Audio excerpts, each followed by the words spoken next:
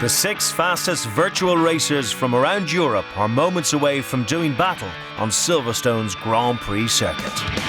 To get to this point, they've beaten around 1 million competitors. Now, after a week of intensive physical and mental training, they meet their final challenge. Whoever wins will go on to race for real at the Dubai 24-hour endurance race. Des Foley represents the UK and Ireland and has got to this point with the help of driver mentors, Formula 1 legend Johnny Herbert and endurance race specialist Rob Barff. We're 5th on the grid. You've got 8 laps to do a really good job. There's no reason on this planet why you can't do that. As we said earlier, push, push, push all the time. To add to the pressure, the final challenge is taking place during an international race meet with spectators and professional drivers looking on.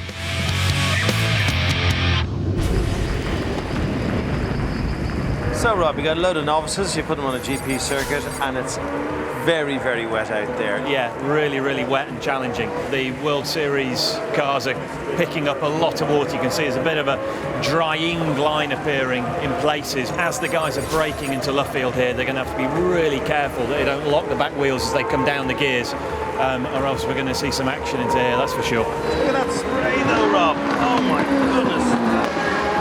But if you're stuck behind 2 or 3 of the cars in the race, you're not going to be able to see the thing, are you? So what do you do? You've just got to hold station and bob out when you can to have a little look. It's a massive advantage for the guys at the front. This rain could be my best chance of a good result, but at the same time, it's complete unknown to me. I've waited 2.5 years for this moment, not just a week, so it's a long time in the making. With time ticking, Rob headed over to race control. I decided to stay at the top of the British Racing Drivers Club for the best view in the house. Des would start the race from the back of the grid. Well, welcome along if you are just joining us. This is the European Race Camp final for the GT Academy. Wolfgang Rijp is on pole position in the 6 representing Belgium. Hugo Goncalves for Portugal in the 4 on the outside of the front row. Sébastien Bertrand for France in the number 1 car on the inside of row 2. Rolf Uski for Switzerland in the 5. Des Foley for Ireland in the 2 in the inside of row number 3. And then bringing up the rear in 6th position, Andrea Casaro. Green. Yes, it's a decent start. Oh. Des scrabbles for position from the start, but is overtaken by the Italian Casaro. But the big shock comes as the Portuguese driver misses a gear and falls from 2nd to 6th. Number 2, looks like Sébastien Bertrand is dropping into 2nd position, and through also has come Andrea Casaro from the back to 4th position. And as they head towards you, Paul, you've got identical cars.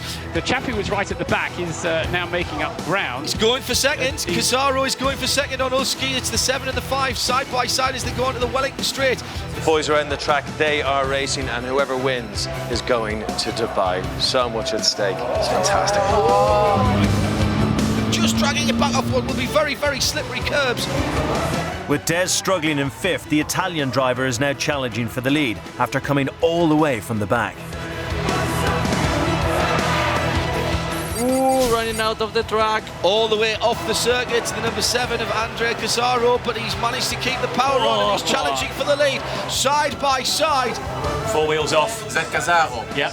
Heading down towards the heavy braking area into what is normally a very quick part of the circuit, but they're feeling for grip at the moment, Paul, and this is very, very tough stuff indeed. Yes, and right on the limit of adhesion, but it's all about anticipating what the chap in front of you is about to do rather than necessarily taking the ideal line, because what you're trying to do all the time is just get that little bit of an advantage when the chap in front of you might make some kind of mistake.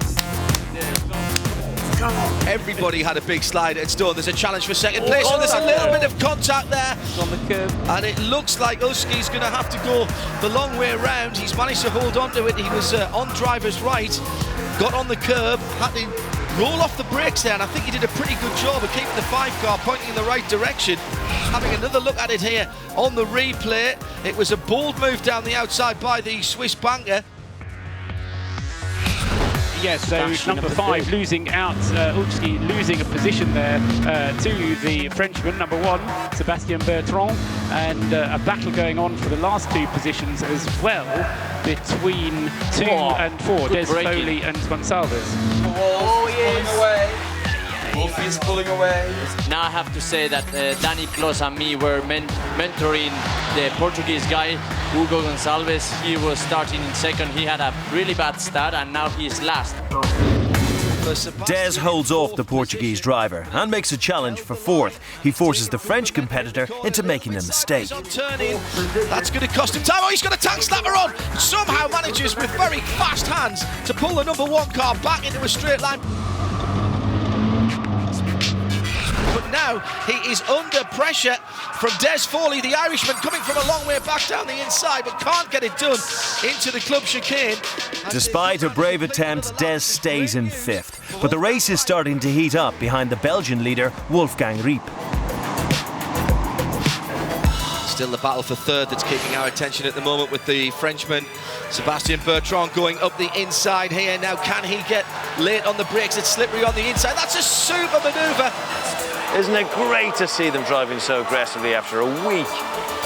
That was absolutely fair. Rolf was defending. Now he's got the inside for Luffield. There is a bit of grip on the inside there. There's new tarmac.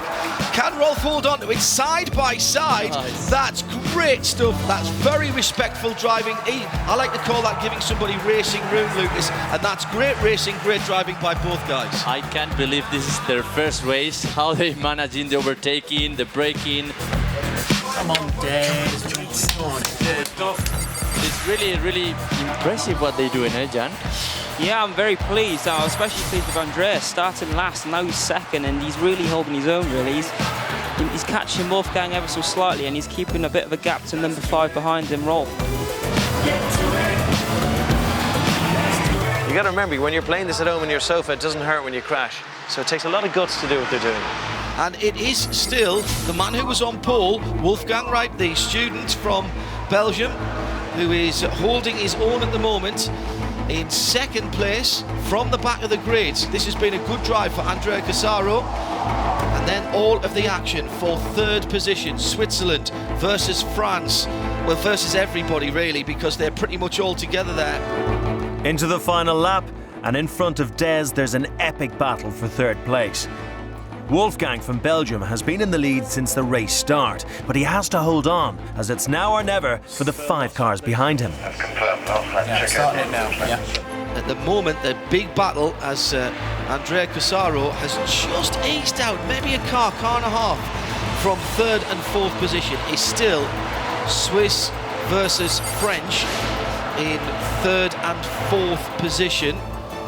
Sebastian, I thought Sebastian had run out of ideas actually a lap or 2 ago, and he didn't seem to be making any moves. And as I say that, the Swiss driver goes wide, Paul, and they're going to be side by side through Beckett. I don't think side by side through Beckett works in a 370Z, but he's done it. He's gone up on the inside of the final right-handed portion. Now they're turning left into Chapel, and Bertrand has managed to get himself up on the inside. They're going to hit the checkered flag when they get to you this time. I can't believe it. Bertrand has timed it absolutely perfectly. Exactly as Jan was talking about, a little bit of an outbraking manoeuvre on himself there by Rolf Ulski has given away 3rd position, Jan. He just missed his, I would say, missed his braking by not very much. Yeah, it's tricky going into Maggots and Beckett. So I've been telling the guys it's very... Ooh, oh, hang on a second, he's got him back again. Has he got him back again? And they're both sideways in the chicane for the final time. There was a big sideways slide.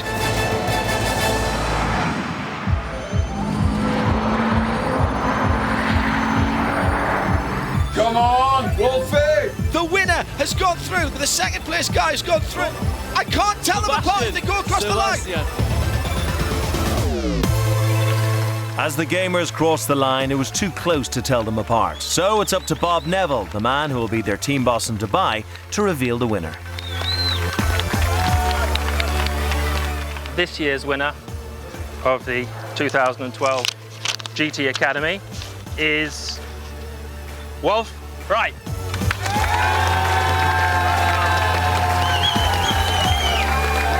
I'll never be so happy. It's the most incredible day of my life. Wolfie's been on top form all week. He's the best driver, you know, that's what this is. It's a driver search and they found it right there.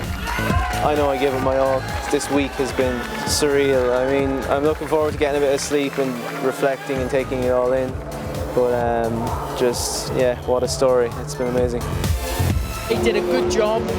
Didn't quite have that sort of speed that we needed from him, but I have to say he did enjoy it, and I think it was wonderful to see him smiling at the end of that race. To train up 6 complete novices to race that close with so little contact, it's been cool, been really good. Yeah, and I think that is what has been impressive once again with the Academy.